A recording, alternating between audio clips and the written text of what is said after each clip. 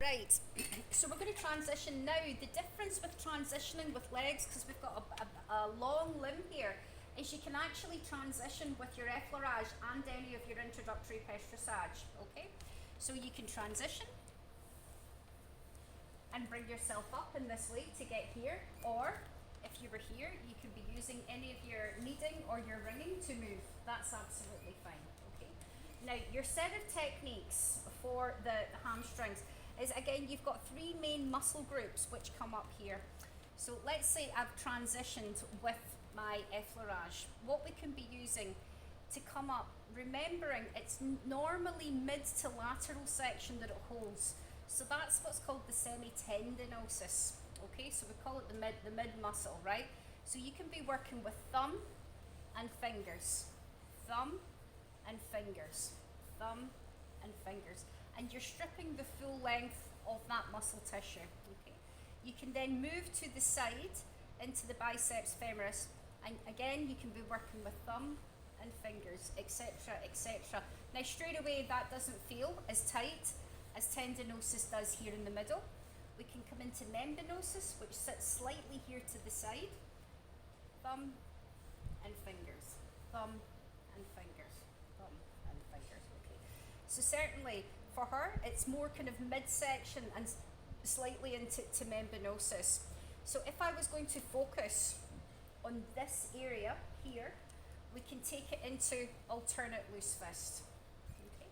So again, with loose fist, I'm lunging, and when I'm lunging, it's 1 and 2, pull back, 1 and 2, pull back, 1 and 2, pull back, 1 and 2, pull back, 1 and 2, etc. As I'm doing that, I can actually feel that she's really holding in that area there. In order to get into that area, you can use small ringing. And again, with your ringing, you're in a warrior stance, and the twisting movement, the actual movement of the hands comes from the rotation of the core. So I'm focusing here on the area that I feel is holding. Coming back, and again, 1 and 2. 1 and 2. 1 and 2. Okay. I feel it holding slightly here. Okay. So I'm going to use my ringing again.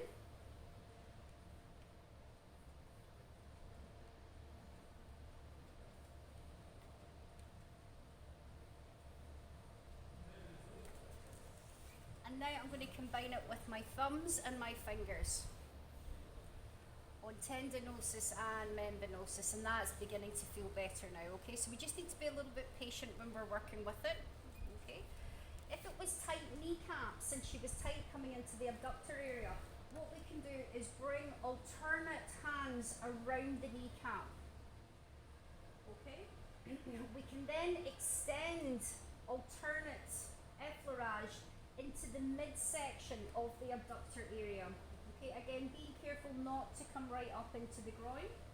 So it's a reverse lunge movement.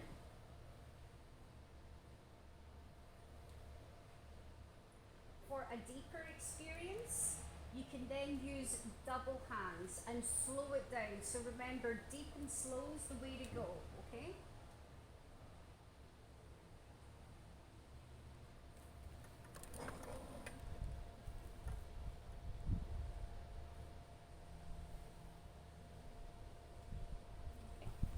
And then what we can also be doing is working with our fingers, doing a ringing and a kneading movement to loosen the abductors in here. So I tend to use more just of the kneading just because I prefer it. You can use your ringing, but because the muscles are smaller, use your smaller tools. You okay with that? Yeah. So again, bearing in mind that the skin here is softer, so we are working very lightly, okay? And then you can combine it again, come back and check it.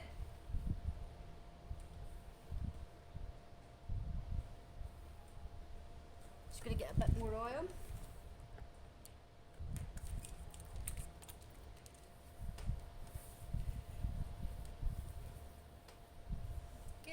Okay, and now I'm going to work the full length of the muscle. So I specifically worked with focused areas of the muscle there depending on where it was holding. Now that I've worked that, I'm working the full length of the muscle, okay? And I've picked up my pace a bit because I want to flush some more heat into this now, okay?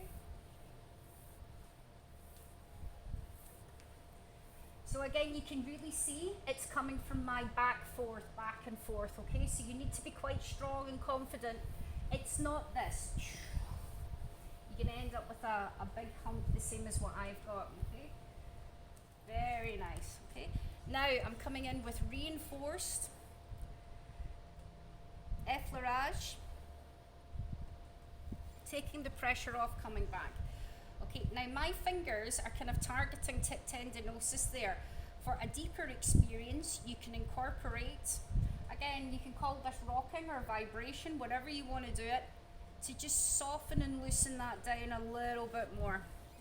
I'm now moving on to membranosus, which just sits slightly to the side.